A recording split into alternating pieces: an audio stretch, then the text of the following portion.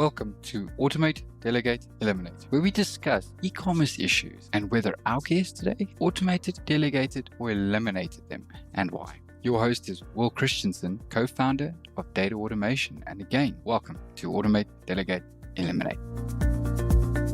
Welcome, everybody, to this episode of Automate, Delegate, Eliminate. I'm your host, Will Christensen. This is sponsored by Data Automation.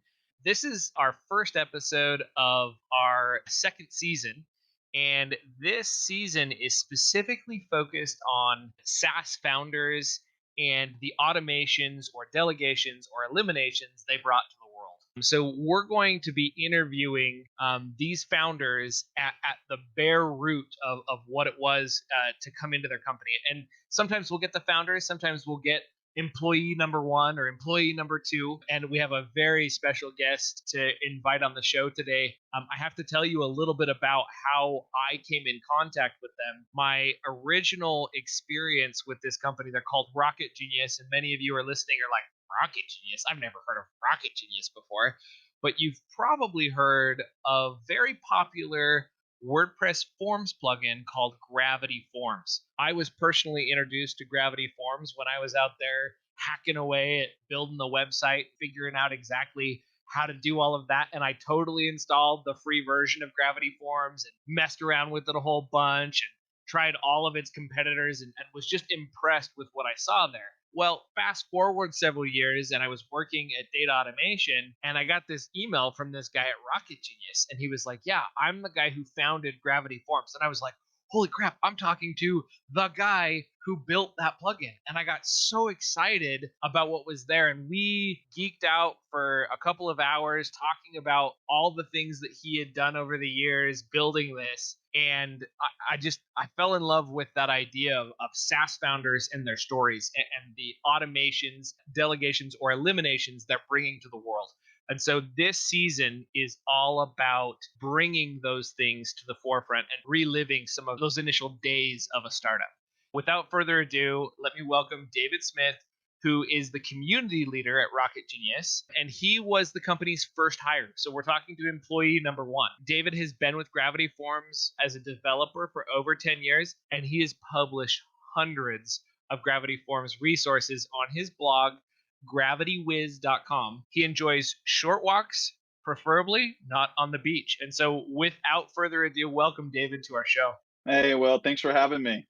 We're super excited. We were actually, just before we aired the show, we were both talking about how much we love to geek out and talk about founder stories. And so I'm super excited. So for those of you who may not have heard of Gravity Forms and are rapidly Googling it right now, let's unveil that a little bit, David. What does Gravity Forms do? So Gravity Forms is the premier WordPress form builder available for WordPress. It lets you build pretty much any kind of online form that you would need. If you want to collect payments, it can do that. If you want to send your form data to Zapier or any other automation service, it can do that. If you just want a simple contact form, it can do that. It keeps track of your entries for you, so you can go back and look at what was previously submitted, sends notifications to people that submitted the form, and you can even follow up and send notifications later. So it really dips its toes into a lot of different areas all around data collection, data management, and then what you do with that data after it's been collected. I love it. And that's such a fantastic, when we're talking automation, right? This is right square in the middle of a place where it's fraught with manual processes, fraught with things you can do wrong. I love it. This is a perfect fit for our opening episode here.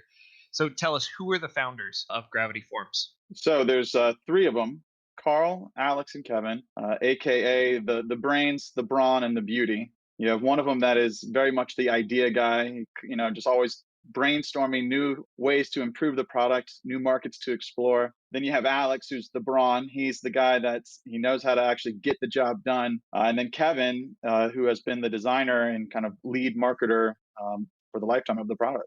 I love it. I love it. And you think about startups and some of the different ways that startups come together and the team that they form. I'm super excited about where this is going. So how did they get the idea for Gravity Forms, or for, I guess the name that you go by is RocketGenius, but the name that a lot of people know you by is Gravity Forms? How did they get the idea? So I got to start by talking about the name Rocket Genius because that's just hilarious. Carl, actually, he was just, I forget exactly the specific thing that happened, but he was a little flustered by something and he was like, hey, like, you don't have to be a rocket genius to figure this out. But he had actually meant to say the, more classic expression, rocket scientist. And then everybody just immediately, really appreciated that phrase and it really just stuck. And so for years after that, we would actually use that as like a funny expression, like in the group, like, oh, you must be a rocket genius. I love it. I love it. And it's interesting how some of those things were, it was totally an inside joke until someone decided to turn it into the company name. Yeah. Until someone decided to turn into a very successful company. Yeah. So you mentioned the Brawn, the Beauty. What were the three? The brains, the brawn, the beauty. The Brains, the Brawn, the Beauty. I've also heard the Hipster, the Hacker, and the Hustler. I like it. So the Hipster, the Hacker, and the Hustler. And it's actually very common for startups to have these different personalities come to the table, join forces to create something more than what's there. So I love that these rocket geniuses Oh yeah. came together and created this. So I mean, all right, so let's dig into the idea. What was it like? What gave them the idea to jump in? These guys are all entrepreneurial by nature. They're always, had like little side hustles that they were working on. And so while they're working at this other company called Channel Blade, they had kind of, gravitated towards each other. They had been working on related teams. And Carl, of course, being the idea guy, is just plotting, hey, guys, I have this really cool idea to build a travel site. And so they started this travel site called tikigo.com. And it was going to be basically Airbnb before Airbnb was a thing, And so they started working on that and it started getting kind of serious, but they were having some issues there, just trying to get it to actually fully take off. So after that point, they decide, hey, you know what? We basically have to leave. Now, the hilarious part about when they decided to leave was that it was back in 2008, which I'm sure most of us will remember. That is right in the middle of the subprime mortgage crisis. So as far as times to, leave your super stable job, it's not, your go-to time. It's like, okay, like maybe not now, but they Oh, did. man. And so, they realized though that at the same time, Alex and Carl, they had both recently had their first children. So family obligation takes a lot of time to raise a kid. And then all three founders, of course, are still working full time at this other company, Channel Blade. And basically, it boiled down to the fact that nights and weekends just weren't cutting it. They wanted to do something, they wanted to do something right, and they realized that they needed to fully commit to it in order to make that happen. Wow. So, and I think my favorite part, something to pull out there, it's amazing how often the way a successful company starts is by starting something that failed miserably, right? So how often it is like, oh, they were Airbnb before it was Airbnb. Like, imagine if they had actually been Airbnb. Like, holy cow. Well, Yeah. and it's fascinating to watch what comes from the ashes, so to speak, of some of our ideas that don't go somewhere. So, okay, what made these guys kind of, fit as a good team? So it's funny, you were talking about like, coming from the ashes of old projects. And I think a lot of times what those old projects can do though is they teach you how to work together. And I think that's what they really realized. There was actually a fourth founder of the Tiki Go, and they just didn't fit with him. But through that, they realized that they fit really well. They got along well personally. They had very similar business and product values. They always agreed on like the big decisions. And again, they all had, very different but complementary skill sets. Again, that goes back to the brains, the brawn, the beauty. There was not really any big limitation for them that would prevent them from exploring any number of business ideas. I love it.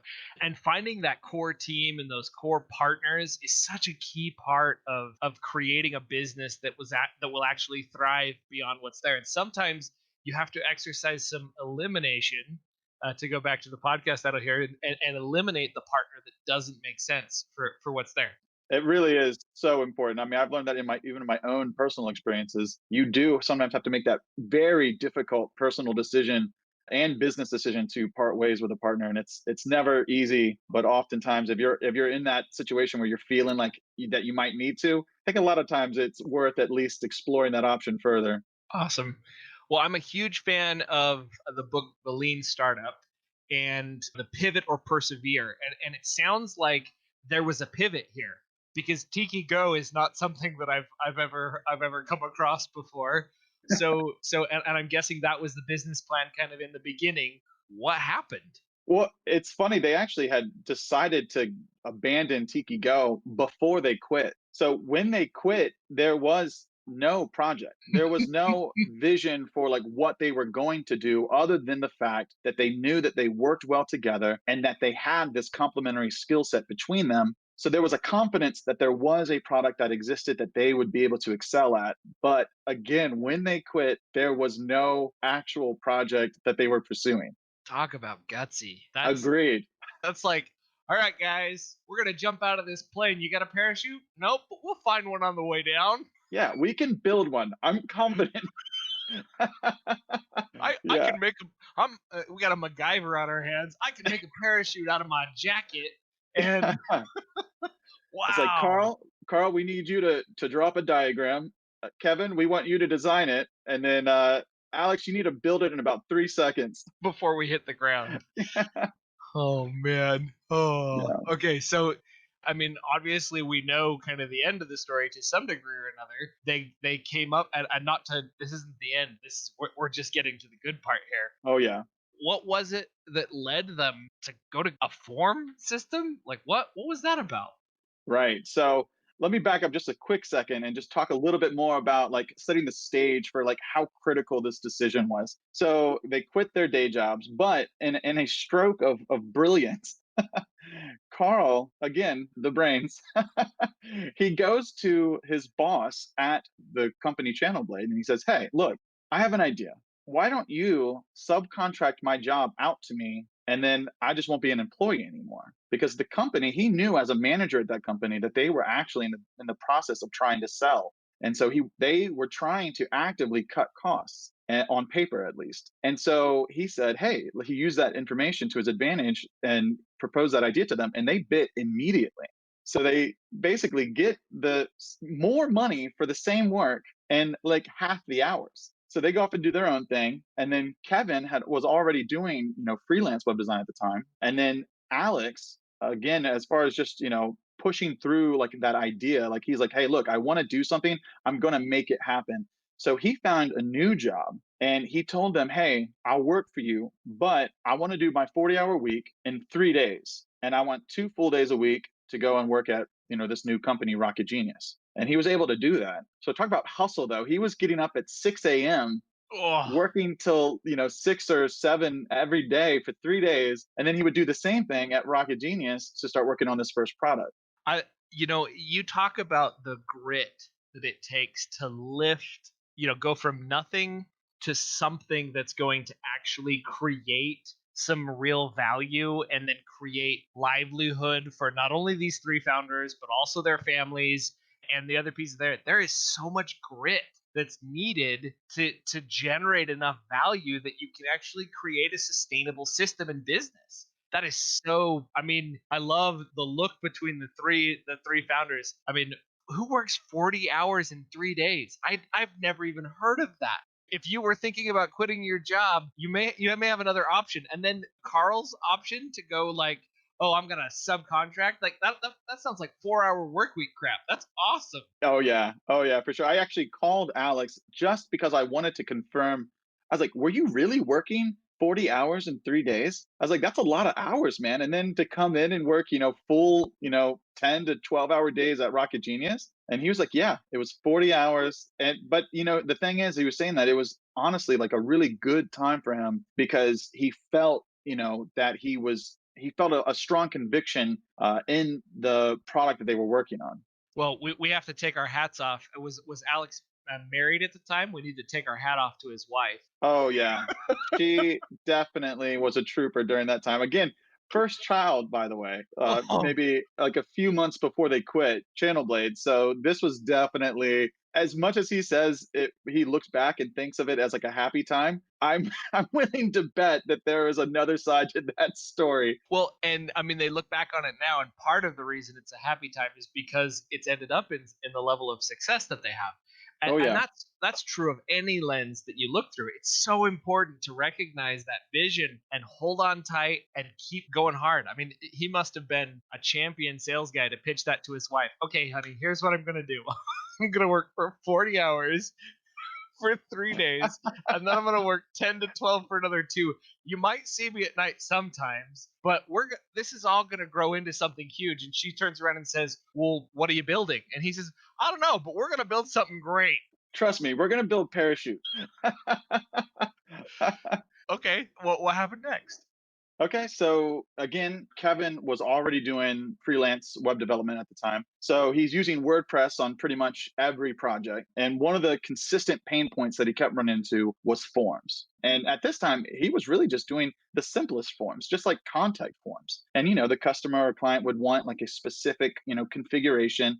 And of course, you can do it with, HTML and markup, but then you got to handle like where it goes afterwards, and then you got to get into like the whole security of that information, and is it protected, is it accessible to malicious users. So he was just like, man, this is like such a pain. And he found some PHP solution that he could just install, and he still had to do a lot of the legwork. There just wasn't a polished solution to this pain point for him. And so then he brings us up to Carl, and they're talking one night. He's like, hey, I really hate doing forms in WordPress. There's not a good solution for it. And then it just all like clicks, like it just all aligns, like the stars are like perfectly aligned here, because they realized like, well, hey, Alex just built 2 form builders at previous companies, and then all 3 of them had just built a form builder for Channelblade. And there was just like, aha, we are just uniquely positioned to pursue this, right now, right? And we can just do it. The crazy thing is that aha moment where it always starts with a pain point, just like that. Like you look at any business that grew, from anywhere, and it always starts with that pain point. Somebody's got an itch, somebody's got a pain that they're just like, there is just not something out there that solves this. And so I love that they go back and they start looking around each other like, wait a minute. All 3 of us have distinct experience in form building, and there isn't a good form builder for WordPress. And at that moment, they're all thinking, wait a minute, why didn't we come up with this sooner? Like, of course, this is what we should be pursuing. Yeah. But it took quitting for him to go out and do a whole bunch of freelance stuff to start to figure out where that is. That's awesome. I think it's also funny because I think a lot of times, you can get in your comfort zone. And as much as they knew how to build a form builder, they also knew how much work it was. And I think subconsciously, there was probably some sort of resistance to this idea of building another form builder, but as soon as they kind of realized, like, hey, this is a good idea, we have the experience, let's just do this. I think once you commit to that, that's when you can like really get the results that you want. Well, and think about it. If he had decided, or if they had looked at that beforehand, I mean, there's all sorts of conflicts of interest and other things that could have popped up to sway them one way or the other. But because they said, okay, no, we're going to form a team. This feels like good to great. Get the right people on the bus and then figure out what you're going to build. So once they figured out, okay, we got the right people on the bus. Now let's start figuring out what it looks like. And they were smart enough to figure out how to keep their families afloat during this time, working the 2 jobs thing, doing the contracting thing. Oh, that's powerful. I love where so it dawns on them, okay, form building. We're going to build a form builder for WordPress. Yep. So they pitch it to Alex, and Alex is like, okay, well, I guess I'm going to need to learn how to write in PHP, because WordPress is written in PHP. So that's always like one of like the legends, of Gravity Forms, is that they sent Alex home with, like, my first PHP book.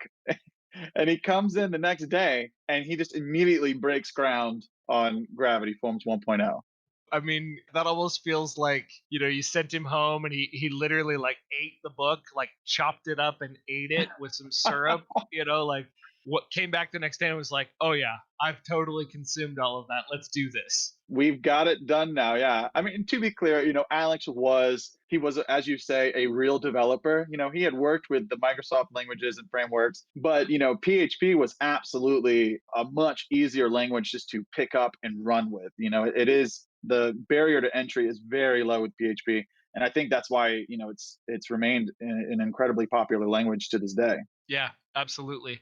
Well, and that's so powerful as well. When you're considering tech stack and you're considering where that is, remember that in this instance of this startup that we're exploring right now, they didn't go and say, "Oh, hey, Alex, go get, this Microsoft certificate or go do 2 years of development in X, Y, or Z," because they didn't know. Until they had an idea and chose where they were going, that's when they sent him home with the how-to PHP book. So it's important that you recognize that a lot of what you do in a startup is wasted effort until you choose a direction and you actually can see where that was. So they had a validated problem that was being done by, that they had seen and tried to fix themselves and weren't finding a solid option.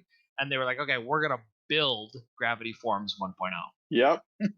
So, what else did they do to prepare for the launch beyond obviously sending Alex home with how to PHP 101? Yeah, so they spent, I don't even know actually how long it was, but it was months and months of development, and they're kind of nearing this point where they're like, okay, I think we're actually ready to show people, what Gravity Forms looks like and how it works. So WordPress has these camps or conferences, and they call them word camps. And one of the biggest ones for a while was WordCamp Chicago. And this whole next little bit here just kind of speaks to the importance of networking. It's actually, as social as I am, it's always something that's been difficult for me to want to invest the time in. It always feels so much more productive to just focus on the product and build the product. But you're going to see here, it is critical. It's a huge part of the Gravity Form success story. Wait, hold on. Gravity Forms. Where did they come up with that name? That's actually a great question. They love space, right? So they already had this RocketGenius theme going, and the gravity aspect of it was, I think that was just like pure whimsy. They were just like, hey, we want to stay somewhere within this space theme. For a while there, all the internal projects at Gravity Forms were named after NASA projects. Yeah, so there was definitely a theme there. Like, okay, let's keep it spacey. But as far as like why gravity, the forms part, I think speaks for itself. We're gonna have to put that. You're gonna have to go ask that specifically, and we're gonna put it in the show notes, or I'm gonna get on at the end. Absolutely. And I'm gonna we're gonna clip that onto the end of this episode. I'll get a more definitive answer. Yeah. I love it. Okay, keep going. So they go to this WordCamp. Alex, who is I don't want to say he's a shy guy, but he definitely does not prefer the spotlight. Oh, he's shy. I totally invited him on this podcast, and he was like, "No way, man! I don't want to talk to humans. I'm not the podcast guy." He's totally such an amazing dude. We have had so many good discussions. I mean, amazing individual. But yeah, he's not the spotlight guy. Yeah, he actually told me that you speak Portuguese, which was an awesome little fun fact. I do. Yeah, I served a mission for the Church of Jesus Christ of Latter-day Saints in Brazil for 2 years. And when he called me up, I was like, you have a really awesome accent. And I could see his last name as well. I was like, where are you from? He's like, oh, I'm from Brazil. And so we just immediately spouted off in Portuguese. And he was like, what the heck? How do you speak Portuguese? It was a great conversation. And I think my wife was in the room and she was like rolling her eyes at me because whenever I hear anybody speak Portuguese, I like go hunt them out in the airport. We'll chat them up because I'm trying to practice my Portuguese. Oh yeah, no, I think it's so awesome though. He said that you guys only speak in Portuguese now on any calls you guys do. Yep, we do, Yeah. because I'm trying to practice still. It's been like 10 years since I came back from my mission for the Church of Jesus Christ of Latter-day Saints, and I still speak it well enough. I mean, enough to get by. I still have to ask him how to say things every once in a while, but Well, he spoke very highly of your Portuguese. oh well, we're getting distracted here. But so Alex he's not the spotlight guy. Not at all. We'll go ahead and say, okay, we'll just agree that he is a bit of a shy guy. So what do Carl and Kevin do? They throw him in a T-shirt that says, "Ask me about Gravity Form." Oh no! But it's hilarious because when you put Alex on the spot, man, he will come through. And he does. He goes full marketer. And every time someone asks, he just like spouts off all the features. He gets excited. He gets them excited. And That's it just goes off. But like, yeah. That's the Brazilian in him. The Brazilian in him. He's like, oh, right. I remember the rest of everybody in my country. This is not trying to be racist or anything like that. But Brazilians are generally a very like open-minded people. Totally. I can see that. So as part of Alex's marketing efforts here, at this WordCamp, they end up talking to tons of very influential people in the WordPress community at the time. And everyone, pretty much universally impressed by what they saw. Again, there's nothing out there that even compares to what Gravity Forms was offering at the time. Just the ease of use was unseen in WordPress plugins at the time. So they even demoed it for the WordPress founder, Matt Mullenweg at the time. And he was, I guess he's still the founder, just to be clear. He's not the founder anymore. We just, Yeah. still the founder, still the founder. Still the founder. He was super impressed. He was a little uncomfortable with the fact that the licensing hadn't been decided at that point. So it wasn't actually decided that it was going to be GPL. My understanding is that he actually, his reaction to that helped them solidify their decision to make Gravity Forms GPL. The whole point of all this was they go and they have this very successful event. They meet a ton of influential people in the WordPress community. And they just established an actual following for the product before it had even launched. And just another little fun fact there, they actually met one of their future employees at the same WordCamp. Not me. It was actually employee number 2 or 3 now. I forget which one he was, but I just always thought that was fun. Like, just again, the power of networking. You meet people that help you promote your product, you meet people who want to buy your product, and then you meet people that want to work on your product. Well, and it's important to recognize that you shouldn't be burning any bridges at any point in your career. Do your very best to leave your current employer happy. Do your very best to leave your next employer happy. Like, just in general, it's best to keep those bridges alive, no matter what the situation presents, because you could have been a total jerk at that conference and then missed out on the opportunity to have those individuals work for it, right? That could have happened. But because Absolutely. these are upstanding, solid individuals, they weren't about burning bridges. They weren't about creating competitions. They were about creating a unified approach to things. It's just important to keep those doors open. You never know who you're going to end up working with in the future. Pretty powerful. I couldn't stuff. agree more. Yeah, absolutely. So, okay. So they get there, they talk to a bunch of these guys, they talk to Mike. He's impressed by it to some degree or another. And is this when they finally are like, okay, maybe we have something here? Or did they know they had something even before that? They had a good feeling about it. Again, just by comparison, there was nothing else out there. Just imagine the first car. It's kind of like, wow. If I'm comparing this to a horse, this is obviously much faster. So that's a very similar thing to what was going on with Gravity Forms at the time. It was absolutely the car, and there was, a couple other horses out there, but nothing that was really competitive with what Gravity Forms was doing. Well, and they were distinctly set apart or qualified to create the car. I mean, think about this. All 3 of them had prior form building experience and form builder experience. I mean, who else had that was getting out there and was willing to put in the time and effort to create a form builder that would do what they needed it to do? So, I mean, really, really powerful in terms of where they go. So, of course, they're going to create the car versus the horse. Absolutely. And of course, they're going to sell the car, which was another huge distinction between Gravity Forms and pretty much everything else out there.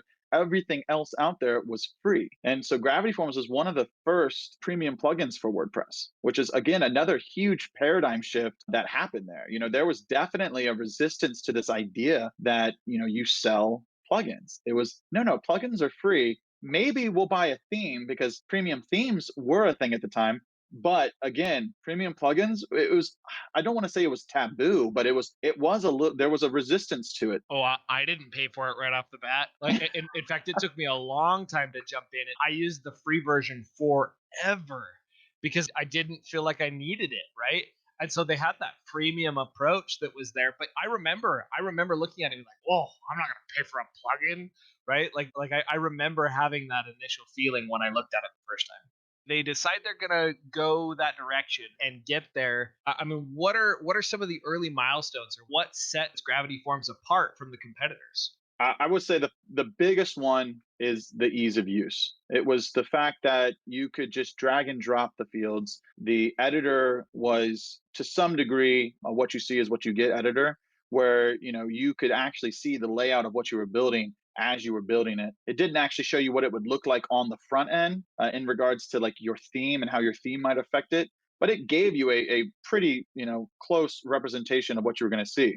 They had more of a WYSIWYG editor than most of WordPress did for years. I mean, you look at the front end of WordPress and kind of how things came in and like how the front pages worked and the themes. And I mean, it used to be that the only way you could get it to look the way you wanted it to look was go get a custom theme. Well, now there's all sorts of drag and drop WYSIWYG editors that have that and have some of those capabilities. You think of Divi and the elegant themes and some of those other pieces that are out there. It is so powerful to note that they are literally years ahead of their competition and ahead of even WordPress in terms of some of the WYSIWYG. I mean, they had widgets and widget spaces that you could kind of drag and drop things into. But the idea of being able to be like, hey, I want this form first. No, I'm just kidding. I want to move this form down here. And it was actually a click and drag versus click on a button and it moves up and pushes the other one down. Like that sort of drag and drop interface is way ahead of what I've seen from a lot of form builders.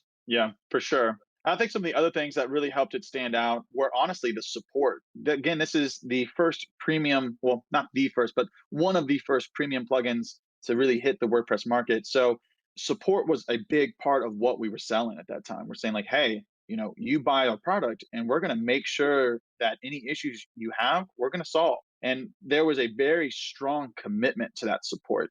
People ended up to some degree buying it just because they came to trust the support.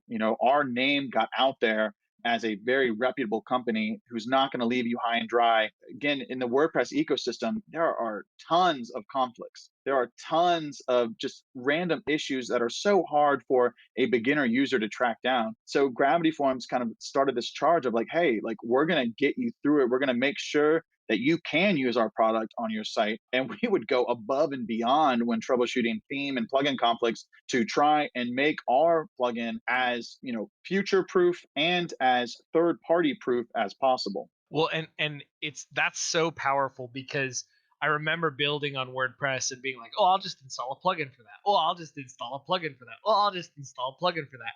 And so when you get that mentality, you don't realize how much of that can conflict and create issues and create that there. And if you're listening, raise your hand if you ever installed a plugin and then the developer just disappeared. Oh wait, that's never. Oh no, that happens to me all the time. And so now, as a WordPress developer and as an automation guy, I actually stray away from plugins that aren't paid. Wait, did he just say he strays away from plugins that aren't? Yes, that is correct. I now look for plugins and businesses and add-ons when I'm bringing something into my business. I look for the paid ones because I want the business to be around in the long term. And I know that if I create a dependency for my business, forms, I don't know why forms are important. Maybe that's where you get leads. So if you're going to depend completely upon somebody to give you leads, I would recommend a paid plugin every time because you're going to pay them a small amount every year. And in exchange for that, they're going to give you the stability that you're looking for to build a business off of that. Whereas if you just use whatever free one that's out there, yeah, it might work, but you're going to have to babysit that thing because they didn't promise you anything for that return, right? There's no real value exchange. Oh, absolutely. And that we didn't even touch on security. That's something that we get regular security audits and we are constantly fixing, even potential remotely nuanced security issues. You're not getting that with a free plugin. You're getting that with a premium plugin because we can actually afford to make that investment back into our product. Well, and this isn't about selling Gravity Forms, but it is about helping people recognize what did Gravity Forms bring to the table that was so valuable. Okay, so David, at what point did you enter this grand play that we've what act did you join this troupe of merry actors? So I was with them at Channelblade before they were the trio.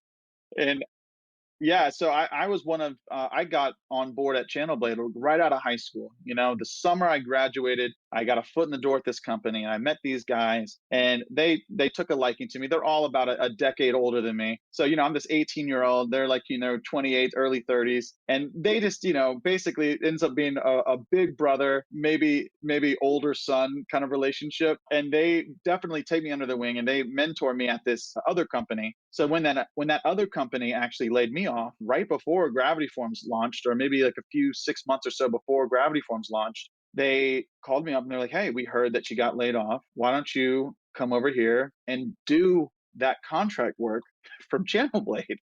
So the same company that I just got laid off at, we want you to do the work that we are contracted to do for us, for them. So they're still cutting costs to sell at this Oh point. yeah. And so this is all, just to be clear, this is all, I'm not an official employee at this point. I'm just hanging out with the boys and they're just like, "Hey, can you do this for us?" And you can just take that money now because, we have our clear vision now. We want to spend even more time focusing on that vision now that we have it. Yeah. Oh my gosh. That So, that yeah. that's awesome. So you get in there and you're doing the Channel Blade stuff even though you're not really at Channel Blade anymore. Nope. And what goes down at this point? So did you help them build anything inside WordPress or the Gravity Forms 1.0 or So I didn't personally touch any of the Gravity Forms 1.0 code base, but shortly after launch, one of the first issues is support. They're like, "Man, we got to support this product now."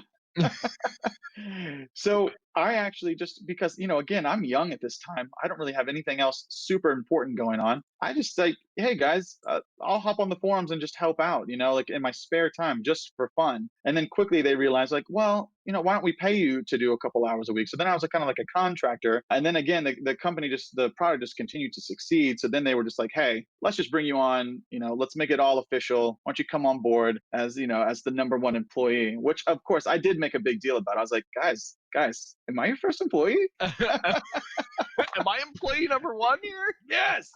I love it. I I love want it. to I thank love God. I want to thank my mom. it. The Academy and Yeah. everyone who's all the little people I've stepped on to get here. All the people buying Gravity Forms every day. Thank you so much. Thank you so much for getting me here. Oh, I love Yeah. it. So the company begins to grow, and let's jump through that. So it grows from 1, then 2. What's the time frame like as you begin to hire and grow? The company revenue grew much more quickly than the company employment grew. Like it was definitely actually stayed a very small company for a very long time, even though the revenue was, skyrocketing. And there was a number of reasons for that. Some of those were just the fact that they enjoyed the culture of the small company. You have these guys, these 3 founders that you've been working with for years and years now at this point. You have your employee number 1 who you love dearly. I don't think they'll fight that.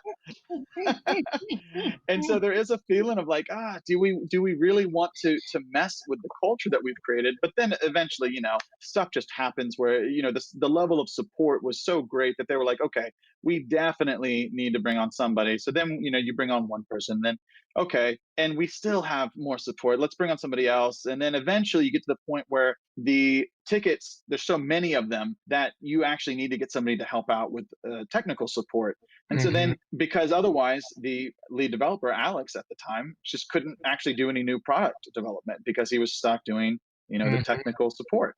So it kind of happened very organically, but very slowly. There was definitely a resistance to growing, again, with this idea of we love the culture and we just don't want to deal with the complications of a larger company. So let's fast forward to now. How many employees are we talking about that are at RocketGenius? So now we're at 25 employees. Okay, Yeah, and there's awesome. a few contractors as well. And they're all over the world, right? Oh yeah, as of COVID, we're all now fully remote. But before COVID, I think we only had, what was that, maybe 10 local employees, and then the other 15 would be all over the world. And where were the 10 located before pre-COVID? We are in Hampton Roads, specifically Virginia Beach, Virginia.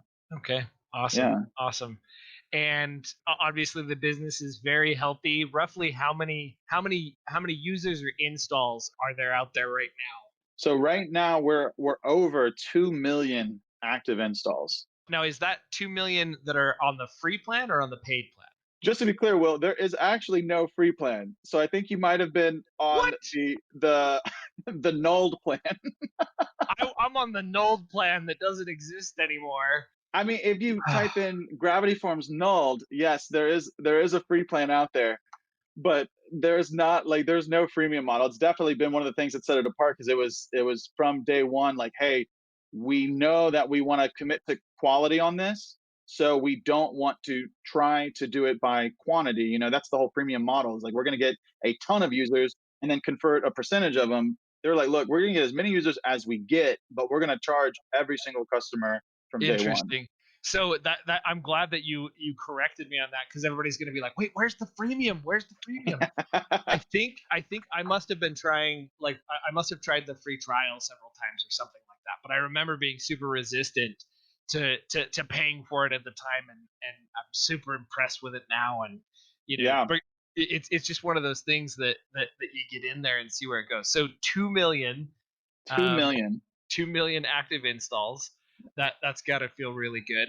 Oh yeah, not only that, but it started with I think maybe 3 or 4 add-ons, first party add-ons, and now we're up to 56 first party add-ons, and that doesn't even get close to the number of third party add-ons, which is well over 300 third party add-ons. That is just amazing in terms of, now you have an ecosystem that people are building off of and creating more and more awesome functionality for the users. That's beautiful. Okay, so what key decisions were made, that we would have done differently, would you say? Well, so the key decisions that probably would have done differently were, we kind of touched on it briefly, just this idea of being less hesitant to grow. There was a resistance to wanting to get too big too quickly. Again, this desire to preserve the culture. I think, looking back, they definitely would have said, hey, like, let's not stymie the organic growth of the company. As we need things, let's just hire for that position and let the demand dictate the size to some degree. Interesting. Okay. Good. So if you were to summarize, here's how this should be done differently, what advice would you give to other entrepreneurs? I would say, again, this is kind of so I am an entrepreneur of my own right. I have my own separate products, but I'm going to speak from the Gravity Forms perspective right I now. love it. I love it. And I'm going to say, especially from the perspective of the first employee, I think culture is important, but I don't think that you can be afraid of losing your culture by growing. And I think that you need to embrace this idea that in order to continue to be successful and to continue doing the things that you want to do with the product, you have to grow. And I think a big part of that growth is just learning how to be a master delegator. You have to learn how to manage and let go of the reins a little bit, let go of that control. You still guide the ship, but you got to let other people row. I love that. I mean, you talk about master. If this is your first episode, you jumped in on this episode of Automate, Delegate, Eliminate. Go back and look at our first season. We have a couple of episodes that specifically focus on delegation and what it takes to delegate and understanding. So I mean, this is part of why we chose this topic, because I see so much automation, delegation, and elimination needed inside the initial beginning pieces of a startup. Eliminating things that don't work, automating different pieces of the process. I mean, generally, a SaaS company or a business in general is some sort of automation or delegation process to create future value and growth. I love it. Any other key business decisions that you'd want to pull out and share with our audience? I think one of the important things is to also stay focused. Gravity Forms had toyed with this idea of starting a few other major projects during the life of Gravity Forms. And at the end of the day, every time that they would get close to kind of fully committing to one of those projects, they just realized that it was distracting from the success of Gravity Forms itself. So I think staying focused on whatever your flagship product is, there's just a lot of value in that. The other things is just, again, this is like the most obvious one, but it really does stand the test of time. And that is just a commitment to quality. Make sure that your software is backwards compatible. That doesn't always apply to a SaaS, but when it comes to plugins, like making sure that your customer experience is fluid, even when you're making major changes, is huge for keeping those customers on board and just maintaining that customer trust that, hey, they care about us as the individual customer and not just the success of the product, which ironically, is a self-serving benefit. Yeah.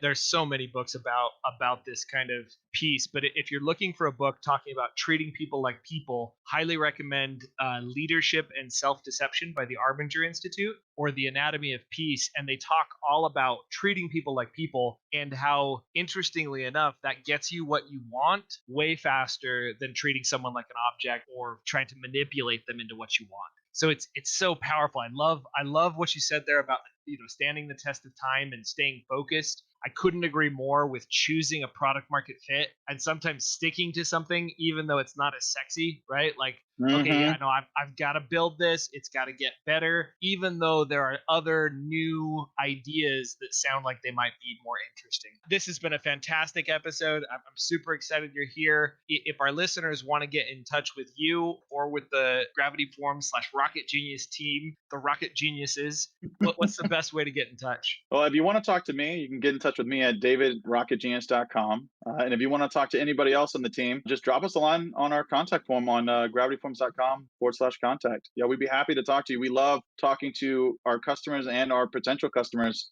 Which I would imagine that contact form is built with Gravity Forms. Oh, you better believe it. We always eating our own dog food. That's right. That's right. Well, super appreciate your time today. I can't thank you enough. I think this is a fantastic way to kick off our season as we explore the automations, delegations, and eliminations that SaaS founders and the like have brought to the world, and give you an inside sneak peek to what it was like to quit their jobs, to discover something new, and bring you the value they've brought in something like Gravity Forms. So super appreciate you being here. Absolutely. Thanks so much, Will. This was a ton of fun. All right. Well, that's it today for our episode of Automate, Delegate, Eliminate. If you have any questions or comments, please leave them in the comments below, and we'll leave it there. You've been listening to Automate, Delegate, Eliminate, hosted by Will Christensen.